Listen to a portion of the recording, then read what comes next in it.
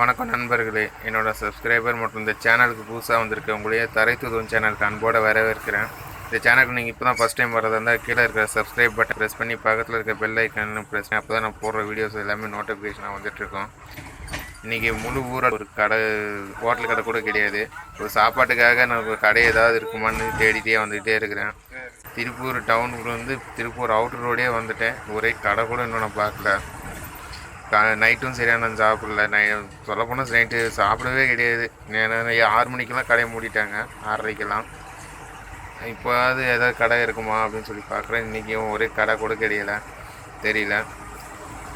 ஒரு சின்ன பொருள் கிடைச்சா கூட பார்த்துட்டு சாப்பிட்றதுக்கு எதாவது வாங்கணும்னு பார்த்தா ஒரு கடை கூட இல்லை, எல்லாமே மூடி தான் இருக்குது. சின்ன பெட்டி கடை ஏதாவது கிடைக்கும், அதுலேயாவது ஏதாவது வாங்கி சாப்பிட்லான்னா அதுவும் இல்லை. எனக்கு சாப்பிட்றதே ஏதோ அரை வயிறு கால் வயிறு, அதுவும் சரியான டைமுக்கும் சாப்பிடல. அதில் இந்த மாதிரி நிலமை வர மாட்டேங்குச்சுன்னா ரொம்ப சங்கடமாக இருக்குது. ரொம்ப பட்னியாகவே இருக்கிறேன். நான் சாப்பிடவே இல்லை. கடை எதாவது இருக்குமான்னு சொல்லி தேடிட்டு போயிட்டே தான் இருக்கிறேன். ஏதாவது கடை இருந்துச்சுன்னா ஆகும், கொஞ்சம் வசதியாக இருக்கும். இந்த மாதிரி டைமில் ஏதாவது சின்ன மளிகை கடை கிடைச்சா கூட அரிசியோ இல்லை ரவையோ வாங்கி கஞ்சி கூட செஞ்சு சாப்பிட்றலாம். எந்த ஒரு கடை கூட கிடைக்கல. திருப்பூர் அவுட்ரே வந்துட்டேன். திருப்பூர் அவுட்ரே, அதாவது திருப்பூர் டவுனே தாண்டியாச்சு, நகராட்சியே தாண்டியாச்சு. இன்னும் ஒரு கடை கூட இல்லை. ஏதாவது பங்கு பக்கத்தில் ஏதோ கடை இருக்கிற மாதிரி தெரியுது. அங்கே போய் கேட்டு பார்க்குற, ஏதாவது இருந்தால் போய் வாங்கிட்டு வரலாம். அங்கே நம்மளுக்கு ஒரு 3 முட்டை கிடச்சிது.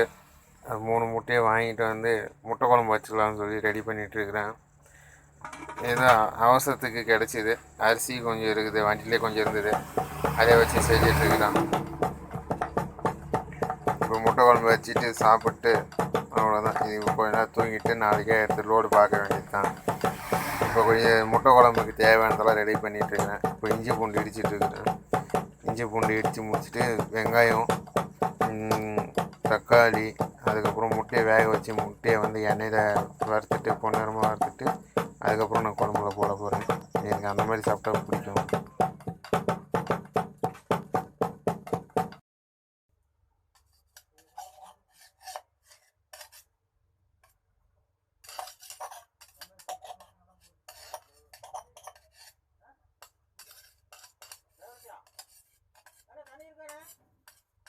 தண்ணி வேணும்ண்ணா.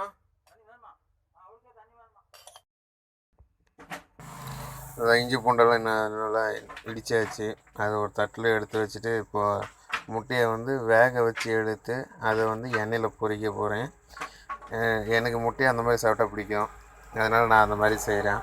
அது வந்து ரொம்ப நல்லாயிருக்கும். வெங்காயத்தை நல்லா பொடியாக அறுத்து வச்சுக்கிட்டேன். முட்டையை வேக வச்சு எடுத்து வச்சுக்கிட்டேன். இஞ்சி பூண்டு நல்லா இடித்து வச்சுருக்கேன். இப்போ வந்து வானலில் எண்ணெயை ஊற்றி அதை முட்டையை பொன்னிறமாக இருக்க போகிறேன். இது வந்து தக்காளி பொடியாக நறுக்கி வச்சுருக்குது. முட்டையை நல்லா வேக வச்சு தோல் உரித்து எடுத்து வச்சுருக்கேன். அது வந்து ஒரு முட்டைக்கு வந்து 3 கோடை கிழித்து போட போகிறேன். எண்ணெய் அப்போ தான் உள்ளே நல்லா போய் அந்த முட்டை கவுச்சி வாசனை வராமல் நல்லா வெந்துடும், நல்லா பொன்னிறமாக வரும். நம்மளுக்கு பார்க்குறதுக்கும் நல்லாயிருக்கும், சாப்பிட்றதுக்கும் நல்லாயிருக்கும். முட்டை அந்த வாசனை வராது. ஒவ்வொரு முட்டைக்கும் அந்த மாதிரி தான் பண்ணி போட போகிறேன். அது சிம்மில் வச்சு, கேஸை சிம்மில் வச்சு அது வந்து வதக்க போகிறேன். ஏன் அதிகமாக வச்சோம்னா கருகிரும்.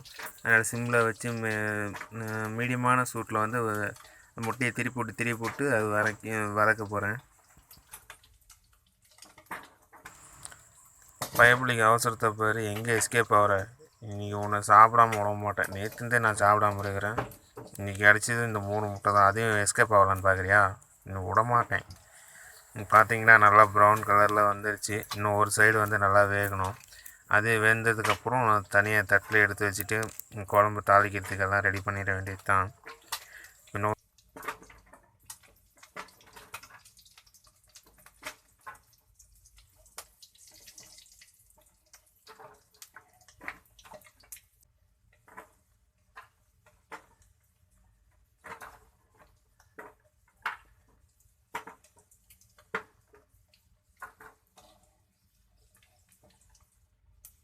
இப்போ பார்த்திங்கன்னா முட்டை சுற்றிலும் நல்லா கோல்டு கலரில் வந்துருச்சு. நல்லா பொன்னிறமாக வறுத்துருச்சு. இப்போ முட்டையை தனியாக எடுத்துடலாம். தனியாக எடுத்து வச்சுட்டு இப்போ குழம்பு தாளிக்கிறதுக்கு வந்து எல்லாமே ரெடி பண்ணிக்கலாம். குழம்பு தாளிக்கிறதுக்கு என்னென்ன இருக்க போகிறோம்னு பார்த்தீங்கன்னா, கடுகு, இஞ்சி பூண்டு போடுறதுக்கு முன்னாடி கொஞ்சமாக வெங்காயம் போட்டோம்னா அப்போ தான் இஞ்சி பூண்டு வந்து அடி பிடிக்காமல் இருக்கும். இப்போ வந்து எண்ணெய் சூடாக இருக்குது. கடுகு போடுறேன் கொஞ்சமாக. அதுக்கப்புறம் கடுகு போட்டு நல்லா பொரிஞ்சு வந்ததுக்கப்புறம் கொஞ்சமாக வெங்காயம், ஏன்னா இஞ்சி பூண்டு வந்து அடி பிடிச்சிரும். அதுக்கோசரம் முதல்ல வெங்காயத்தை போட்டுட்டு அதுக்கப்புறம் இஞ்சி பூண்டு போட்டு இஞ்சி பூண்டு நல்லா வெந்துடும். எண்ணெயில் நல்லா வெந்ததுக்கப்புறம் அந்த இஞ்சி பூண்டு வாசனை நல்லாயிருக்கும். அந்த வாசனை வந்ததுக்கப்புறம் மீதி இருக்கிற வெங்காயத்தை எல்லாத்தையும் போட்டு நல்லா பொன்னிறமாக வெந்ததுக்கப்புறம் தக்காளியை அதில் போட்டுட்டு தக்காளி நல்லா வெந்து வர கண்டிஷனுக்கு பொடி ஐட்டம் எல்லாமே போடணும். மஞ்சள், மட்டன் மசாலா, மிளகாத்தூள், அதுக்கப்புறம் தனியாத்தூள், கடைசியாக உப்பு எல்லாத்தையும் போட்டு நல்லா எண்ணெயிலே நல்லா வதக்கி விட்டுடணும். அப்போ கொஞ்சம் கெட்டியாகும். இப்போ வந்து வெங்காயத்தை போட்டுடலாம். இஞ்சி பூண்டு நல்லா வணங்கிருச்சு. இப்போது வணங்கிருச்சு. வெங்காயத்தை போட்டு நல்லா வேக வச்சிடலாம்.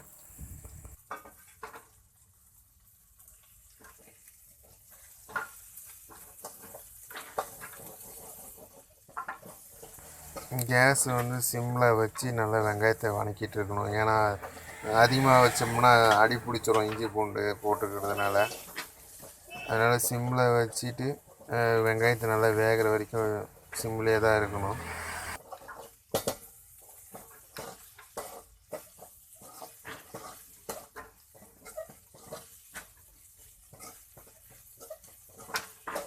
நல்லா வெந்துடுச்சு. இப்போ வந்து தக்காளி போட்டுடலாம். தக்காளியை போட்டுட்டு நல்லா வேக விட்டுடலாம். ஒரு கொதி வந்ததுக்கப்புறம் பொடி ஐட்டம்லாம் போடலாம். இப்போ வந்து தக்காளி போட்டாச்சு. தக்காளியை நல்லா வதக்கி விட்டுடலாம். தக்காளி நல்லா வெந்து வர கண்டிஷனுக்கு நம்ம பொடி ஐட்டம்லாம் போடலாம். இது வந்து இஞ்சி அடி பிடிக்காமல் இருக்கும். அப்பப்போ திருப்பி விட்டுக்கிட்டே இருக்கணும். அப்புறம் அடியில் அடி பிடிச்சிச்சின்னா சாப்பிடும்போது தீஞ்ச வாசனை வரும். அப்புறம் குழம்பு போயிடும். இவ்வளோ நேரம் செஞ்சு அப்புறம் சாப்பிட முடியாமல் போயிடும். அதனால் அப்பப்போ திருப்பி விட்டுக்கிட்டு இருக்கணும் அடி பிடிக்காத வரைக்கும். இப்போ நான் தக்காளி நல்லா வந்து பொடி ஐட்டம் போட ஆரம்பிக்கலாம்.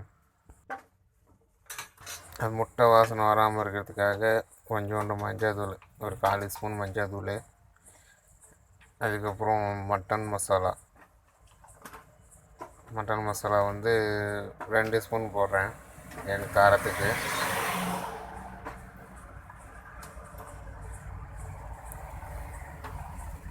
மட்டன் மசாலா போட்டாச்சு. அடுத்து வந்து மிளகாத்தூள் போடலாம். இது மிளகாத்தூள் வந்து 1 ஸ்பூன் போடுறேன். ஏற்கனவே மட்டன் மசாலா 2 ஸ்பூன் போட்டதுனால 1 ஸ்பூன் மட்டும் மிளகாத்தூள் போட்டு விட்றேன். அடுத்து வந்து தனியாத்தூள் வந்து ஒரு 2 ஸ்பூன் போடலாம்.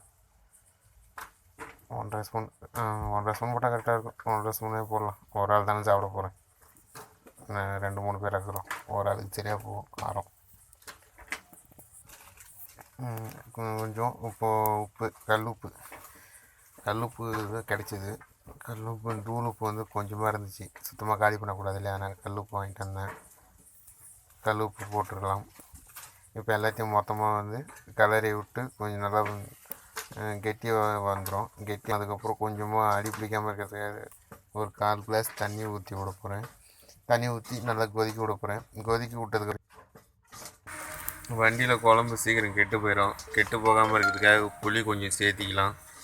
ஏன்னா இன்றைக்கி நாளைக்கு கொஞ்சம் வயிறார சாப்பிட்லாம். புளி சேர்த்தாட்டி குழம்பு கெட்டு போயிடும், வீணாக போயிடும். இவ்வளோ நேரம் செஞ்சு சரியாக சாப்பிட முடியாது. புளி கொஞ்சம் ஊற்றி நல்லா கொதிக்க விட்டுட்டோம்னா இன்றைக்கும் நாளைக்கும் வந்துடும். சரியாக போகும் சாப்பாடு.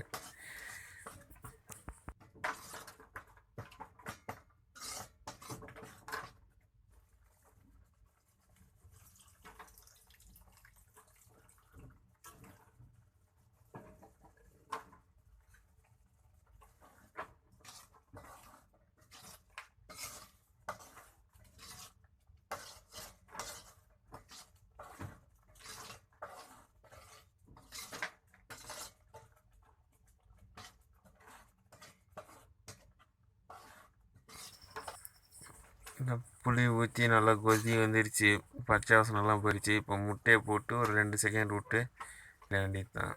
இப்போ எல்லாம் ஒவ்வொரு முட்டையை எடுத்து போட்டுருக்குறேன்.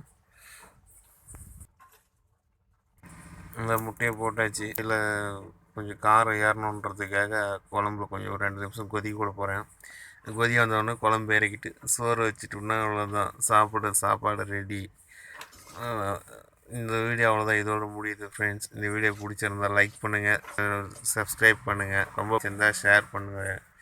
கீழே கமெண்ட்டில் எப்படி இருக்குன்னு, இந்த வீடியோ எப்படி இருந்துச்சுன்னு கீழே கமெண்ட்டில் சொல்லுங்கள்.